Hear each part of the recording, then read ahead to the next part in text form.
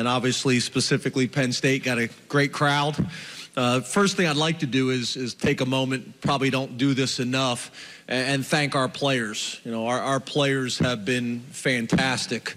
In our 4 years, this is going into year 5, and we've been able to accomplish some really special things in a short period of time, and it really starts and ends with them. So I want to thank our players. I want to thank our players' parents, because we've really kind of done this as a family all together. I'd like to thank our coaching staff. I feel like we got the best coaching staff in the country. Been fantastic. And then the same thing with our community, our Penn State community. I just want to take a minute and thank everybody that's been a part, because I think a lot of times, the coach, probably gets too much credit because the things that we've been able to accomplish, we've done as a family. So wanted to start with that. And then just talk kind of briefly about our program and kind of where we're at right now. Probably have more question marks going into this season than we've had the last 2 years. I think we're at an exciting time in our program. Obviously lost a lot of production. I think we had 6 players drafted, and I think we had 15 players sign with some NFL organizations. So, really proud of that, but it's also put us in a situation where, we got a lot of things that we got to get answered this off season, from a camp perspective, as well as early in the season with some challenging games as well. So excited about that. Offensively, for the first time, we have an offensive line that we think has a chance to be a strength in our program. Obviously, a lot of questions that I've gotten today already, and we're probably getting here, as well as replacing Saquon Barkley, which, I don't know if you necessarily, can replace a guy like that, from a production standpoint. But I do think our offensive line, for the first time since we've been there, becoming a strength, is going to help with that. So excited about that group. The game of football always will and always has starts up front. I feel really good about that group. Obviously, when you got a quarterback like Trace McSorley coming back, from a production, from an experience standpoint, and just the way he's carried himself over the last 4 years as a leader in our program has been fantastic. When you got a guy like that leading your program, you got a chance, especially on the offensive side of the ball. And then obviously we got some question marks, at running back. Miles Sanders, there's a lot of excitement and buzz about him right now, and what he's going to be able to do, as well as some other guys like Mark Allen and Jonathan Thomas and Ricky Slade that are going to factor in. It'll be an interesting battle, come fall camp. At wide receiver, Jawan Johnson and DeAndre Tompkins have played a lot of football for us, and we're going to need those guys to step up. And then obviously it's the storylines. Who are the guys that are going to emerge that maybe aren't household names right now on the offensive side of the ball? Losing a guy like Mike Gesicki at tight end, we're going to have to find a way to replace some of his production. And then obviously, that's going to be challenging for us. So excited about that on the offensive side of the ball. Defensively, we have more question marks. Probably the biggest question marks for me going into the season are at defensive tackle. We graduated 3 senior defensive tackles there. And at linebacker, specifically in our Mike linebacker and Jason Kabinda. So I think they're probably the biggest question marks on our team. Whether those are young players that have played complementary roles in the past, or whether those are freshmen that are going to have to come in and compete. We have an exciting, freshman class that's going to be joining us, but it's challenging to depend on guys like that in those positions. So that'll be interesting to see how that whole thing plays out. There's been a lot of talk about us losing our entire secondary that all ended up having opportunities at the NFL, but we have played so many guys in the secondary that a guy like Amani Aruwe, who's here with us, this weekend.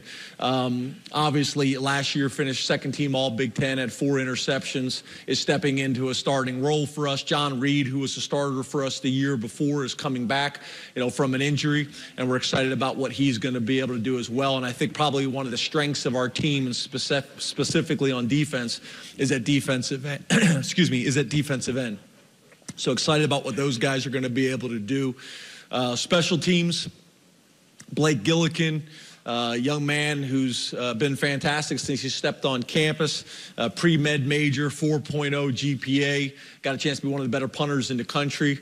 Vasey, our long snapper, but we have a major question mark at the kicker position. We're going to have a number of young men that are going to be competing for that job, whether that is guys that are already currently in our program or guys that we recruited in this last class. So it's going to be some challenges there. So exciting time at Penn State. Love what we've been able to do the last couple of years as a foundation moving forward for us. And as you know, I don't like to spend a whole lot of time talking about our past, but I do think the things that we've been able to accomplish the last couple of years have laid a foundation for confidence in our players, in our locker room for where we're moving forward. So at this time, open it up for questions. We'll take our first question right down front here, and then if you have a question, raise your hand. We'll get the mic over to you as well. Coach Franklin, Ryan Schuling, the Great Lakes Divide. All eyes are on, Trace McSorley at quarterback. And if you compare and contrast him to the development of Christian Hackenberg, and you try to go into a mode of reloading rather than rebuilding around him, how much power, how much control do you give him over the offense? How much do you trust and invest in him? What's the next step for him as quarterback? Yeah, well, I think first of all, Trace is really the first quarterback that we've been kind of with from the beginning, all the way back to the recruiting process. I think that was a big decision with hiring Ricky Ronnie. Not only is he extremely intelligent, and not only does he have unbelievable work ethic, but he's recruited every single player in our quarterback room. So when you look at Trace, Trace is a guy that, you look all the way back to Little League. All he's done is won. Been highly productive, is universally respected throughout our entire program, has done things the right way. And the thing about Trace that I think, we love so much is what you're getting from Trace every single day, not just on game days, but practice, off-season, community service, academically. He's steady Eddie, and he really hasn't changed much since he was a freshman year from that perspective. Came in very mature, came in with a really good understanding of what he needed to do to be successful, and he's just kind of grown, So Trace will obviously have a lot of latitude, really kind of in how we do things. I think that's going to show up more during the week than it will on game day. The way we do things, those things are kind of already built in, but I do think a lot of feedback and what he's seeing on film in terms of how we build the plan, how we're going to attack the opponent, how we're going to attack the defense. I want those guys involved as much as we possibly can. And him and Ricky Ronnie have a tremendous relationship, and I know Trace is looking forward to that as well. So, he's going to have a lot of opportunities to be able to make plays. I think where Trace is valuable is how the game has evolved. The prototype quarterback doesn't really exist anymore, whether it's the NFL, whether it's college or high school. You need to have a guy at that position that can beat you in multiple ways, and Trace can do that with his mind, from a decision-making perspective, from an arm. Doesn't get enough credit for how well he throws the ball. He can make all the throws on the field, and then obviously he can beat you with his feet. And when you got a guy back there doing those types of things, it becomes very challenging to defend. Coach, our next question will come down here in the second row on our far right. Hey, Coach. Paul Banks, thesportsbank.net. Hey, Paul. How's it going?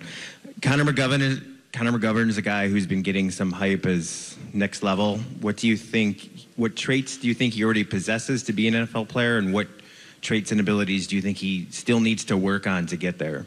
Yeah, we're worried about beating App State. You're not really too focused on the NFL before the season has really started, to be honest with you. I love that our guys are part of these preseason recognitions and awards and things like that, but obviously Connor started for us since he was a true freshman on the offensive line, which is somewhat unusual in college football, and specifically with our circumstances that we walked into at Penn State. Very fortunate for him. So he's big, he's strong, he's smart. He's been very productive. We're expecting him to take the next step as an offensive lineman in our program. He's got the flexibility and the size that we think he can play really kind of all the positions. center, guard, and tackle as well. So we'll see. We want to give ourselves the best chance to put the best 5 guys on the field, whether that is Connor at center or whether that's him at guard. I do think there's some flexibility, and I think that's probably why he's attractive to people, is because you're talking about a 6'5", 300-pound young man who's playing center and has flexibility. So we're excited about him, but anything further than that, I'll sit down with Connor and his family when the time is appropriate. The fact that his father is a superintendent, I know how important education is in their family as well. Coach, right here in the middle. Hey, Coach. Good afternoon. Todd Sadowski with Fox 43 Sports. How you doing? How do you separate yourself from a football perspective from the last game, the Fiesta Bowl, until, if we say today starts the season? How do you separate your program, your team, from a football perspective in that time frame? I'm not sure what you mean separate you. I'm not Well, sure. from other competition, what do you stress? What's the most important thing for you? Whether it's the weight, the recruiting, what do you stress as a coach from a football perspective during that time frame? Okay. Yeah, what I would say to you is this. We spend a lot of time talking about kind of what is the next step for us. And to be honest with you, I think it's more about refining the things that we're already doing. The reality is, for you to have a program that is a consistent top 10 or top 5 program, you can't do it by just being good in one area. You can't just do it being good in a scheme. You can't just do it good from a development standpoint. You can't just do it from a recruiting perspective. For you to have a top 5, top 10 program, you're going to have to be strong in all of those areas. I think if you have weaknesses, that's what you need to be spending your off season doing, is attacking those weaknesses. So for us, I think we've done a pretty good job. The area I'm most proud of is how we've developed players. I think that's what we do best.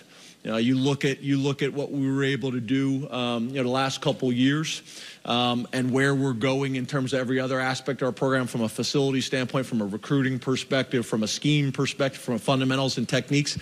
I think we're doing some pretty good things in each area, and that's what it's going to take. So we just got to keep refining those things.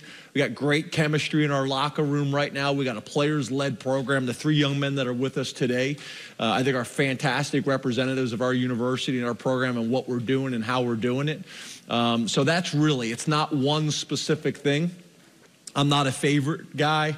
I also am not someone that kind of looks and says our success is going to be determined by one specific area. It's being as well-rounded as we possibly can be and continue to evolve and continue to grow and make sure that we have a good understanding of what's going on in our conference as well as across the country in college football. Time for just one more, and it'll be all the way in the back on our left, Coach. Coach Connor O'Gara, Saturday Tradition. You've had a chance now, 2 years being in the hunt for a playoff spot. Now that we're 4 years into this thing, how would you evaluate the overall effectiveness of the current system? Yeah, I like the current system. I'm going to be honest with you, I didn't have a whole lot of problem with the system before it. I think one of the things that I think is probably the biggest challenge with the system that we're in is it's subjective. And I think whenever you have a subjective system like we do, you want to control as many of the variables as you possibly can. And right now, when you got a group of people trying to decide of who's going to make the playoffs and they can't compare apples to apples, makes it really challenging. So I think if we could get to a point where everybody's kind of playing under the same scenario, I think that'd be the best situation. So the same amount of conference games across the entire country. Every conference is doing it the same way. We're all playing the same number of conference games.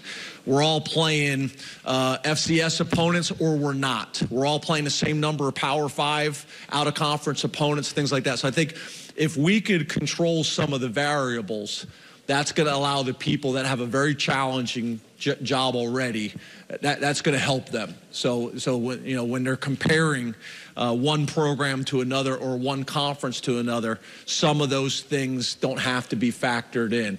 That would be probably the one thing that I would like to see changed, to allow those people to do the best job they possibly can. People talk about expanding the playoffs and things like that. I don't necessarily, I'm not on the same page with that. this game we started out playing 10 games, then we went to 11 games, then 12 games, and now with the playoffs, you're talking about 15 games. That's a lot of games. We haven't expanded the rosters. I do think what we've done this year with the redshirt rule really helps with that, because coaches and players get into some challenging situations where late in the season you have an injury and you try and decide whether you're going to burn a kid's redshirt season for one game or two games at the end of the season. I think that was a really, really positive rule for our student athletes and for the game as a whole. But those are the things that I'd like to see probably done to help the people that are making the decision about what teams get in and what teams don't. I think that would make a whole lot of sense for our game.